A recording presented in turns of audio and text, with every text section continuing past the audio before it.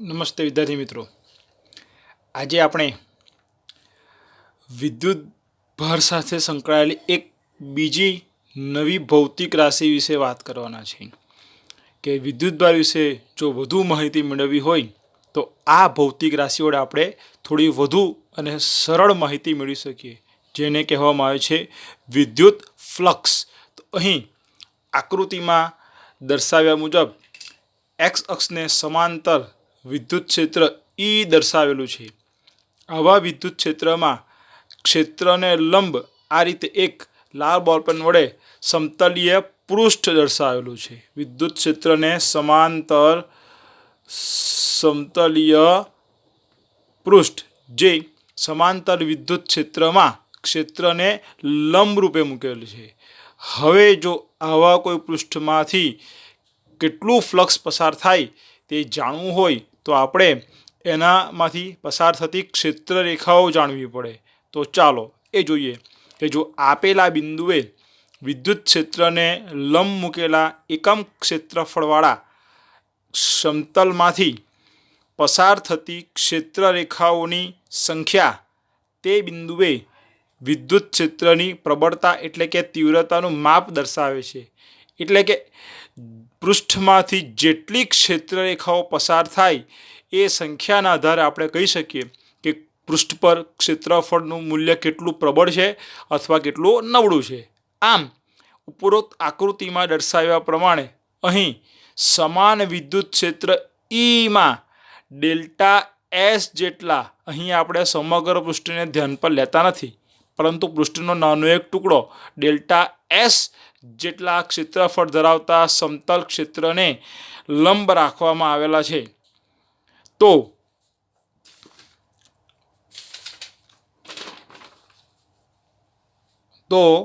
આ નાના સમતલ ખંડમાંથી પસાર થતી વિદ્યુત ક્ષેત્ર રેખાની સંખ્યા ઈ ડોટ ડેલ્ટા એસના સમપ્રમાણમાં થાય. એટલે કે વિદ્યુત ક્ષેત્ર ગુણ્યા આડછેદનું ક્ષેત્રફળનો સદિશ ગુણાકારના, એટલે કે વિદ્યુત ક્ષેત્ર ઈ અને આડછેદના ક્ષેત્રફળ ડેલ્ટા એસના અદિશ ગુણાકારના સમપ્રમાણમાં હોય છે, જેને આપેલ ક્ષેત્રફળ ધરાવતા પૃષ્ઠ સાથે સંકળાયેલું ફ્લક્સ કહેવામાં આવે છે. આમ ફ્લક્સ એ બીજું કંઈ નથી પરંતુ કોઈ એક પૃષ્ઠમાંથી પૃષ્ઠને લંબ પસાર થતી વિદ્યુત ક્ષેત્ર રેખાઓની સંખ્યા છે.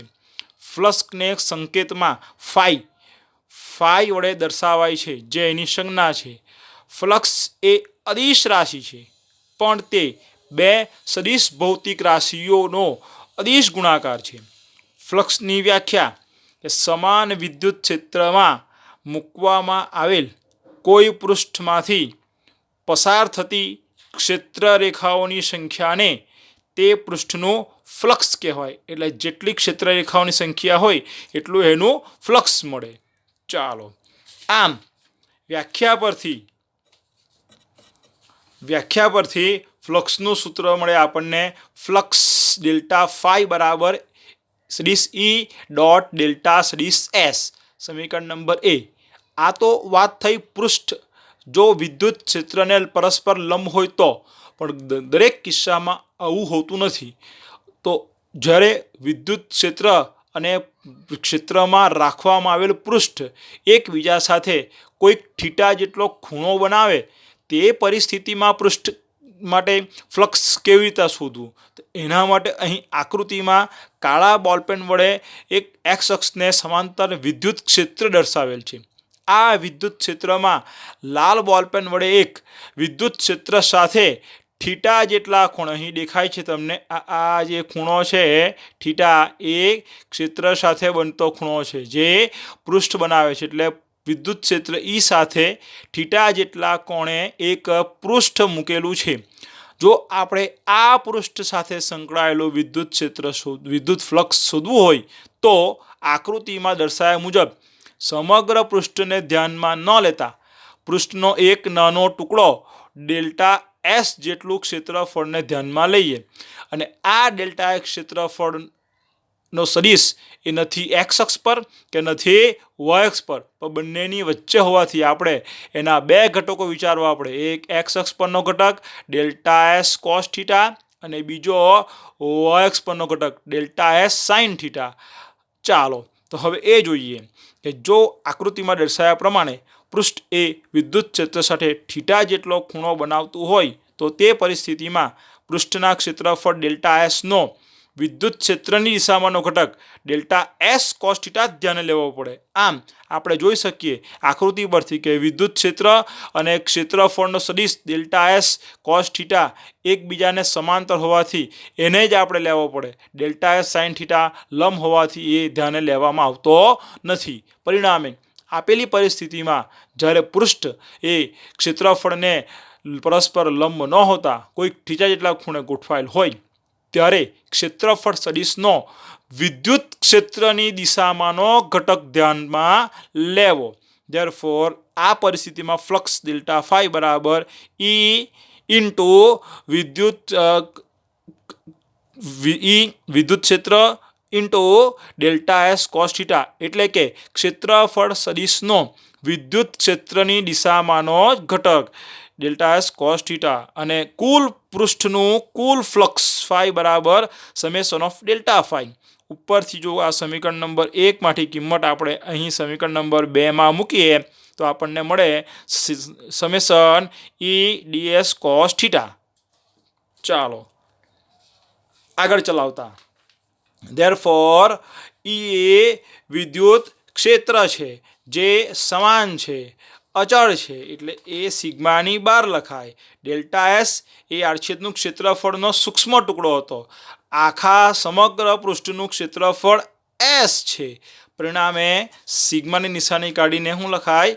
ઈ એસ કોસ થીટા, જે ફ્લક્સ દર્શાવે છે, જે અદિશ સ્વરૂપમાં છે, જ્યાં થીટા એ વિદ્યુત ક્ષેત્ર ઈ અને એસ એટલે કે પૃષ્ઠના આડછેદનું ક્ષેત્રફળ વચ્ચેનો ખૂણો દર્શાવે છે.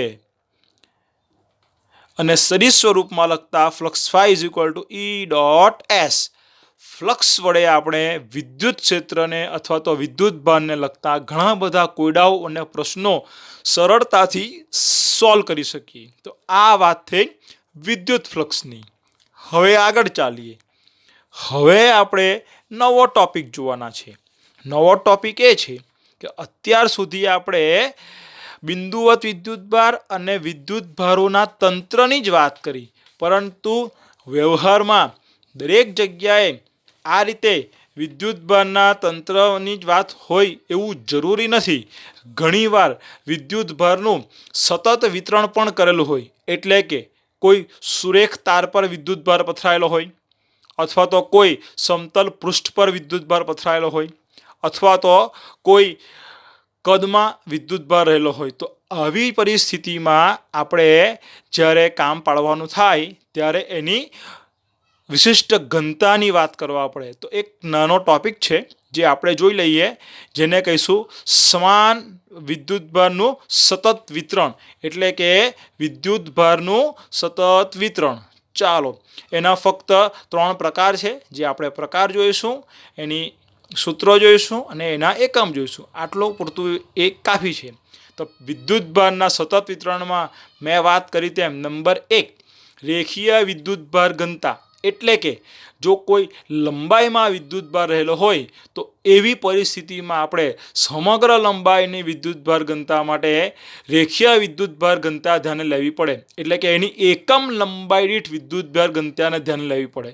ધેરફોર રેખીય વિદ્યુતભાર ઘનતાનું સૂત્ર લેમ્ડા, રેખીય વિદ્યુતભાર ઘનતાને સંકેતમાં લેમ્ડા કહીશું. ધેરફોર લેમ્ડા બરાબર delta Q upon delta L, અથવા લેમ્ડા બરાબર ક્યુ અપોન એલ લખો તો પણ ચાલે, જ્યાં ક્યુ બરાબર નીચે લખ્યું જ છે કુલ વિદ્યુતભાર અને ડેલ્ટા એલ અથવા તો એલ બરાબર કુલ લંબાઈ.